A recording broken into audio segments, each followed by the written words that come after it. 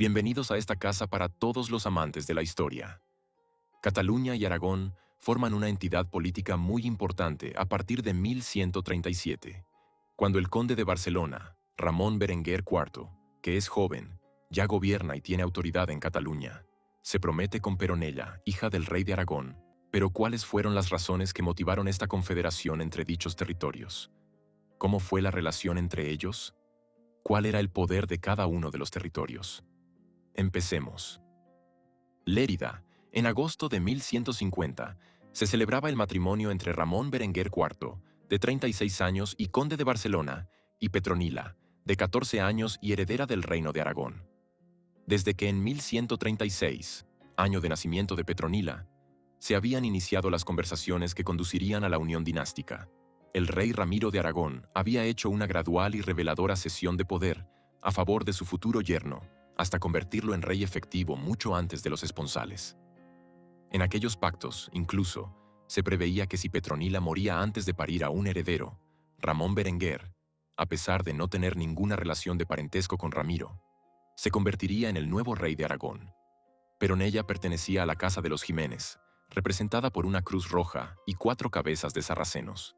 Dicha casa se extingue con la muerte de Ramiro y en 1157, 7 años después de los esponsales, Petronila, condesa consorte del condado independiente de Barcelona mucho antes que reina de Aragón, se convertía en la correa transmisora de un título a la práctica subordinado al poder condal barcelonés.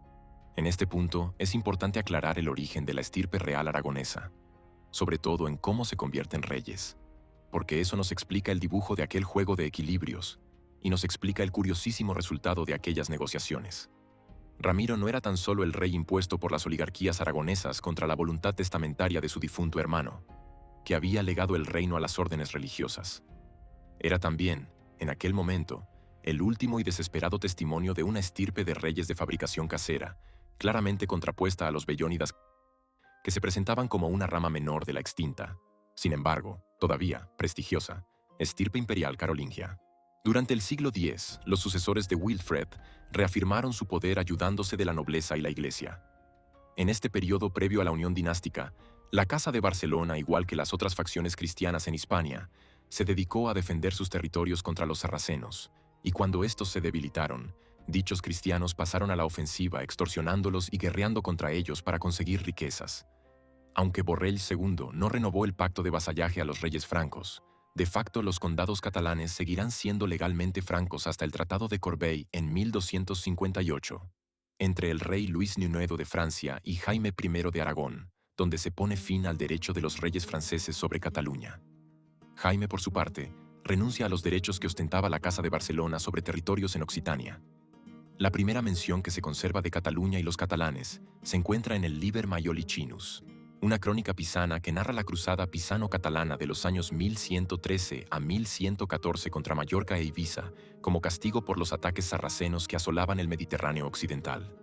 Muchos nacionalistas españoles, ya sea por ignorancia o simplemente odio hacia Cataluña, intentan menospreciar el componente dinástico catalán, tildándolo de condado perteneciente a Aragón, o que simplemente ni existía en el mapa. No obstante, la realidad es bien distinta.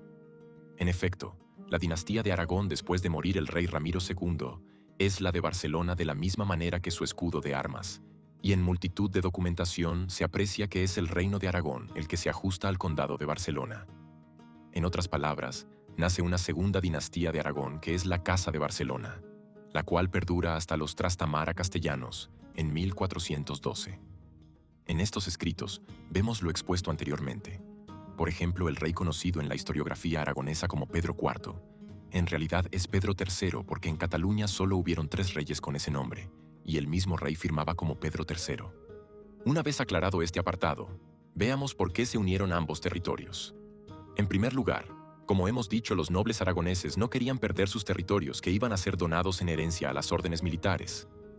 En segundo lugar, el reino de Aragón se encontraba en una dificultad insalvable.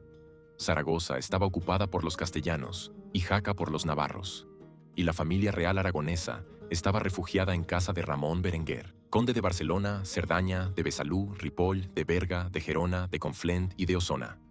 Era el candidato perfecto para investirlo prínceps dominador de los aragoneses. pues era menos poderoso que el rey castellano. Consecuentemente, en vez de elegir al monarca castellano, que difícilmente habría conservado los privilegios e instituciones del reino aragonés, lo eligieron a él. Por su parte, Ramón Berenguer no podía rechazar tal suculenta oferta, que ampliaría sus dominios y aseguraría la frontera occidental. Además, en el caso de que los castellanos se hubieran quedado con el reino de Aragón, el desequilibrio de poder en Hispania habría sido muy peligroso para él en el futuro.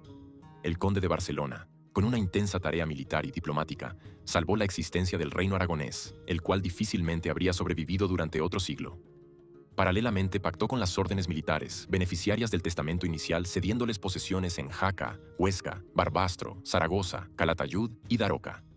Cataluña se configuró jurídicamente como principado y no reino, si bien en la práctica era considerada reino, y no hace falta decir que superaba a muchos reinos en riqueza y poder. Ahora vamos a analizar la proporción de fuerzas de los diferentes territorios.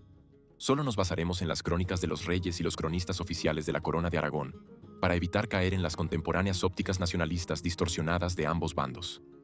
Primeramente, cabe destacar la importancia de que Aragón no tuvo acceso al mar como si lo tuvo Cataluña, hecho determinante que provocó la preponderancia de la burguesía catalana, formándose en el seno de la sociedad feudal como un nuevo tipo de grupo social que se emancipó de la estructura feudal y fundamentó su existencia en el intercambio de bienes. Junto a esta burguesía urbana comercial, también se incentivó la actividad bancaria. La fiscalidad en el Reino de Aragón en el siglo XII a XIV era bastante rudimentaria en comparación con otras economías más desarrolladas de Europa occidental. En este aspecto era similar a la castellana, cuyos impuestos venían de la agricultura. En resumidas cuentas, el peso militar y económico recaerá sobre todo en Cataluña, por su mayor demografía y una economía más dinámica. Este hecho, aparte de que la dinastía reinante fuera la de Barcelona, explica el por qué todos los habitantes de la corona eran conocidos como catalanes para las potencias extranjeras. En la crónica de los Anales de Aragón escrita por el aragonés Zurita, establece que Cataluña era 6 veces el peso militar de Aragón. Jaime I el Conquistador, por su parte, establece una proporción entre 4 a 5 veces. En el siglo XV, el reino de Valencia le tomará el relevo como motor económico de la corona. En el próximo vídeo veremos la expansión de la corona de Aragón y Cataluña, y la forma en que se repoblaron los nuevos territorios conquistados. Gracias por su atención, y recuerden que, como dijo un filósofo griego, el hombre noble busca la verdad, mientras que el miserable la oculta.